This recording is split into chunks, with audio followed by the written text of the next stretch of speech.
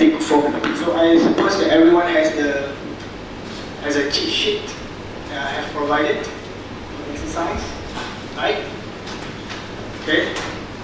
So the first tutorial that we will do is a mosaic form. So this is the material that I have shown you just now, the one that has been made by NASA. So what we are going to do, we are going to do a very simple segmentation. So we are going to import the 2D images. Actually, we just open the project file, the .sip file, and then we do image processing in ScanIP, and then we create the 3D model using ScanIP as well. And then from the 3D model, we will create the STL file, the surface model, and then we will create the mesh using the FE model. Alright, so it's basically the FE model that we will generate can be exported to do the simulation. But then we don't have simulation software, so we cannot do the simulation. Alright, so firstly, you need to open your simulation software. No simulation, I'm sorry, simpleware. Now let me change the...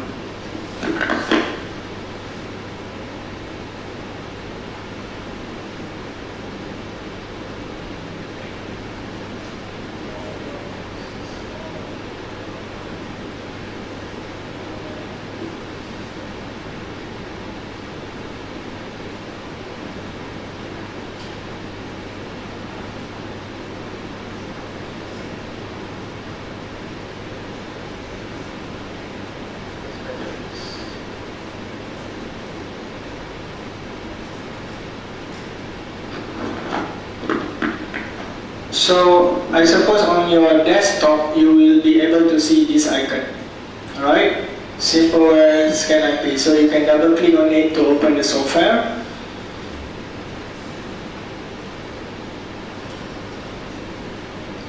Alright. So this is the welcome interface of the software. So you can see this is a welcome page of the software. So if you have opened a project before this, you will be able to find it here. And then there's a getting started. Oh gosh, the resolution of the screen is not good.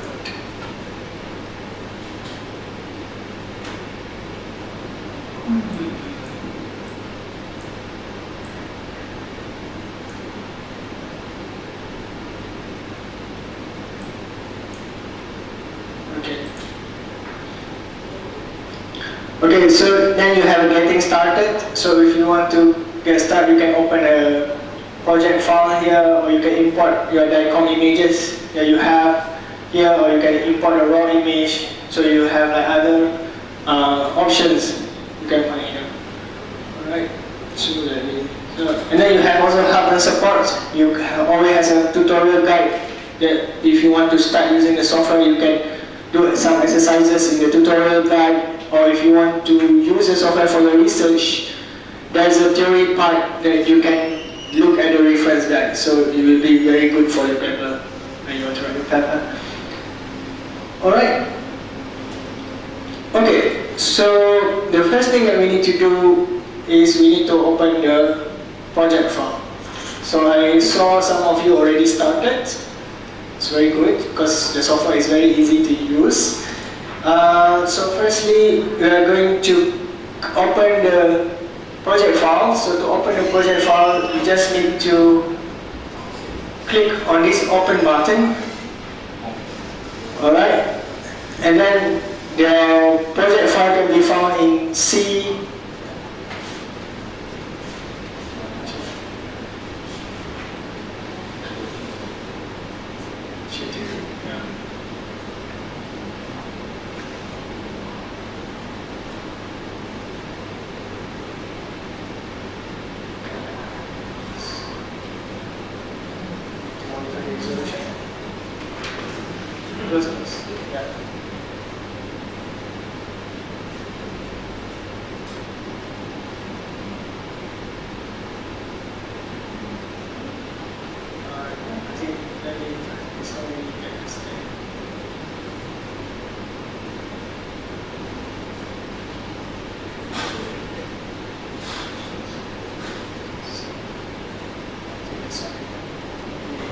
do this, does it help?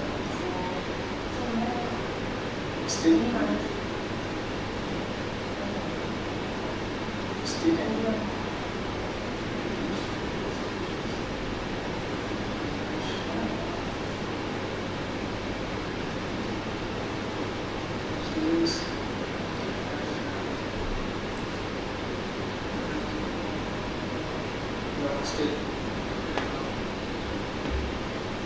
Solution, this one. Oh, it doesn't change the resolution of the. How will we do? Duplicate? I think if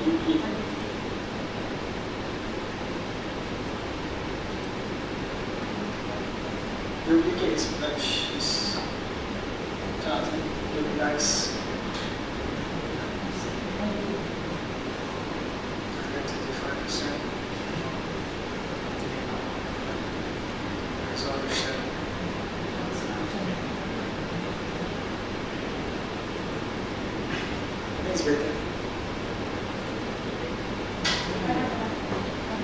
Yeah, I think it's okay.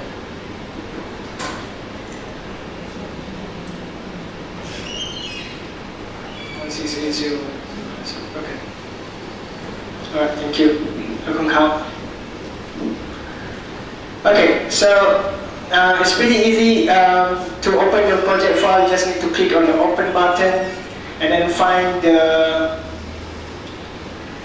project file based on the directory that I have mentioned in the cheat sheet. So I suppose it is in C, program files, synopsis,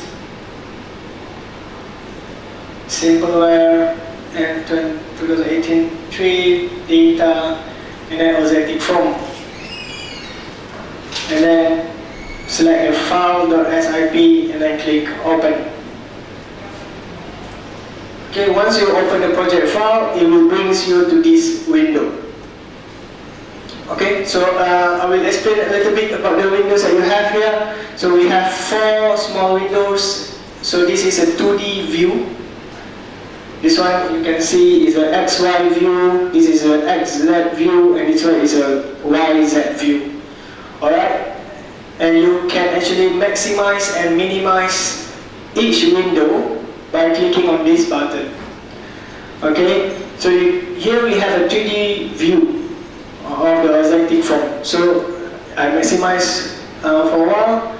So here we have the visualization of our model based on the grayscale value. So this is not the model that we generate. This is a visualization based on the grayscale. Okay, so when you scan, your scanner will produce 3D image, and your 2D images has a pixels. Okay, and the pixels, the information that the pixel has is a grayscale value. Okay, grayscale value is the value that will determine the intensity of gray color.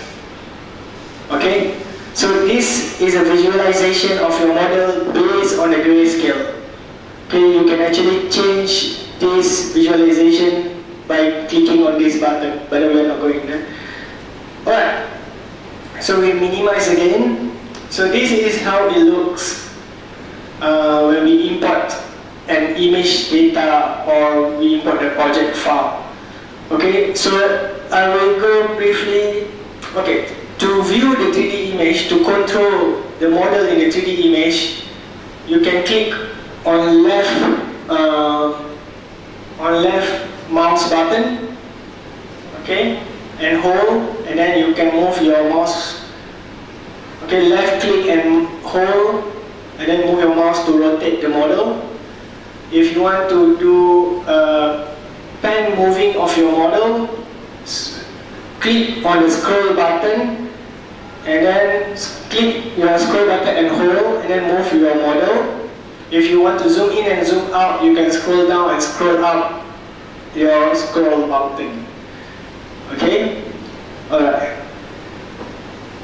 Okay, one more thing. If you bring your cursor to the 2D image, you will see there's a certain information there. Okay, the information that we have there is the first three numbers is the coordinate of the pixels. Okay, and the last value there is the grayscale value. So we can see the first three there is a coordinate, means that at the pixel of 2350, the grayscale value there is 0, which means there's no gray color at all at that pixel. Okay? So the same if you bring to the other view. Okay, so yeah. So as you can see here, we have few tabs at the top. So it's pretty straightforward. We have home, image processing, surface tools, volume mesh tool, measurements, 3D preview and view. So it's pretty straightforward. So if you want to create a model, you need to go to the image processing. Okay? So in the image processing, it will allow you to do many modifications. Like the first section here is a transformation tools. So it will allow you to do a transformation like resample, cropping, rescale, shrink wrap or padding, etc. And then we have segmentation tools in the middle. Okay, so we have many segmentation tools like paint, threshold, etc. Okay, and then we have morphological and also another additional tools that we have here. Okay, so to create the 3D model of the form, of the authentic form, we will use a threshold tool. So you click on the threshold button here. Alright? So when you click on the threshold button, there will be a threshold pin will appear on the left of the screen. Okay, you click again, the pin will be disappeared, and then if you click on the threshold button, the threshold pin will appear on the left of your screen. Alright. So to do the segmentation, we need to know the range of the grayscale of the authentic form. Okay, so what is the range of the grayscale of the authentic form here? So if we bring the cursor to the form, we can see that the grayscale value is quite high, around 136, and the background is 0. Okay, so what we can do,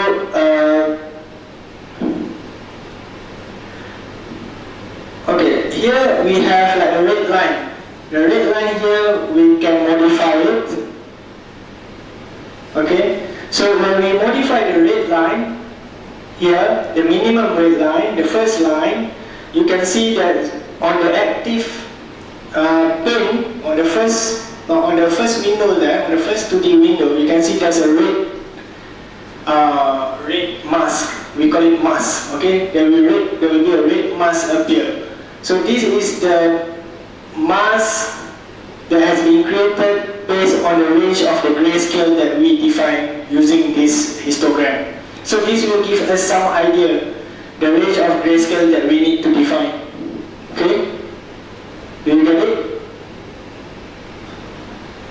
Okay, so as an example, so you can use this method, or else you just can simply key in the value of the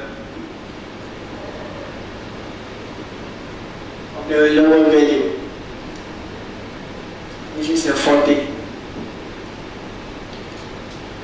250. Is it clear? So when we want to create a mask, actually what we need to define here is the range of the grayscale. So the mask of the model that we will generate is the pixels that has grayscale value from 40 to 158. Okay? The other pixels that has a grayscale value lower than 40 won't be selected. So we won't generate the 3D model of them. Okay? Only the one that we have defined here. Alright? So right now, we leave the rest by default and then we click apply. So you can see at the bottom pane or bottom window, the dataset browser here, the new mask has been created, the mask 1. Okay? And then if you want to visualize it in 3D, you just need to go to the 3D window and click on the refresh button. Alright? So we have the 3D model of the mask, of the objective form. So it's very easy. So basically what we need to define is the range of the grayscale value. That's all. Okay? So, alright.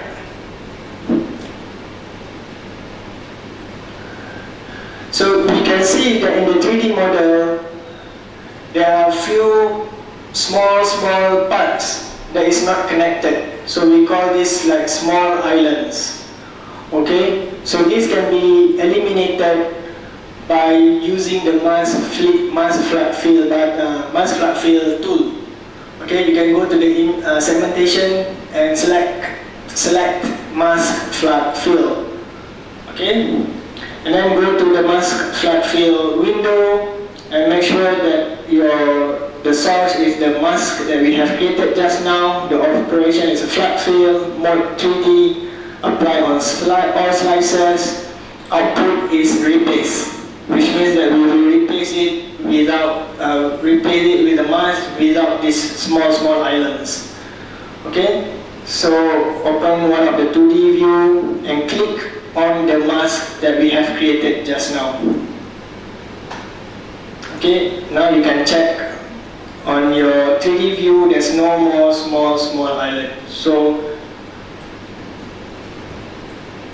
there's no small islands. Means that all the foam that we have here is connected to each other. Alright? Okay.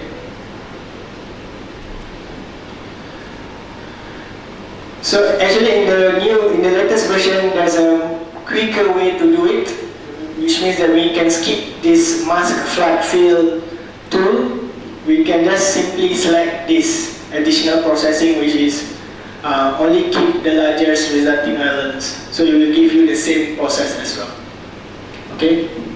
It will give you the same results, not process. Alright, so let's say if you don't know the range of your grayscale value. If you don't know the range of your grayscale value, you can always do the measurements. So as example, you can go to the measurement tabs. Alright? Click on profile lines. Okay, and then create a line. So let's say if I maximize this one, so create a line across the foam. So here it will give you some idea, the range of the grayscale value along this line. So the higher value of grayscale, which it means the pixel here is the pixels that is across the foam. Okay, 1, 2, 3, 4 pixels. The across the foam has a higher value. So this will give us some idea what is the range of grayscale value that we should define. Okay? Alright, so it's very easy. So we have created the 3D model of the foam. So actually we just use one tool, which is the threshold tool. We define the range of grayscale, then we have defined the 3D model of the foam. Okay, so right now, the next step that we will do is we will generate the surface model of the foam. So it's very easy to generate the surface model of the foam. What you need to do, we just need to go to the home tab, and then click on new surface model.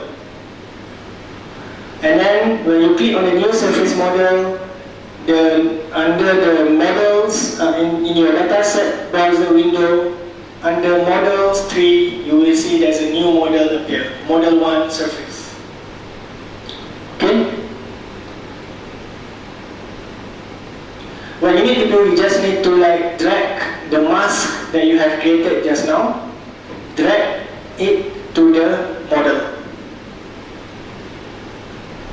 Okay, drag the mask into the model. Okay. Alright, so now you can actually go to the surface model and then click on full model, then you can generate the surface mesh already. But then if you want to change the configuration of your surface model, you can click on setup model here. Okay, firstly you need to go to the surface model tab and then click on the surface model button here. Okay, so there are several options that we can select. So for example, the model type, we leave it as a surface. The export type, we can generate STL for 3D printing or STL for FEE or CFD or CAD or for other analysis software. So for that we select STL 3D printing, and then for the general we can leave it by default, there's no problem, but then you can also select the use smart mask smoldering. Okay, and then we have also the surface setting. So surface setting here will allow us to modify the resolution of our surface mesh. Okay, you know that the STL file is built by the triangulation facets, right? Triangular facets. So here we can define the resolution of the triangles of the STL files. Alright, so you can define here the decimates. You can reduce it by percentage, or you can reduce by the number of triangles for the whole part or number of triangles for per part. So for now, we just leave it by default, so we unselect the decimate. Okay, so basically that's all. So it depends, you can always like straight away create the model. You don't need to modify anything in the configuration, but then if you want to have like a maybe lower resolution of the files, then you can do the modifications. Or not, you just drag your mask into the model and then click on full model.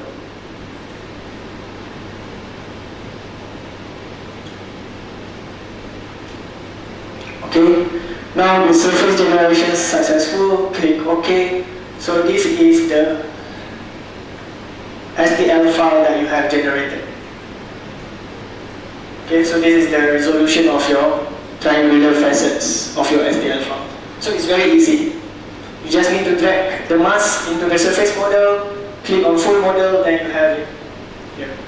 And then if you want to export it into STL file, you can click on export. Okay, then select any of the file type that you want. Normally it's binary, click export, find the location of your STL file. Let's say if I put it on desktop, click save export was successful. Then if I go to the desktop, I can see this is the 3D model. So if I open it with a 3D viewer available in the Windows, so this is the form that we have generated. Okay? Alright.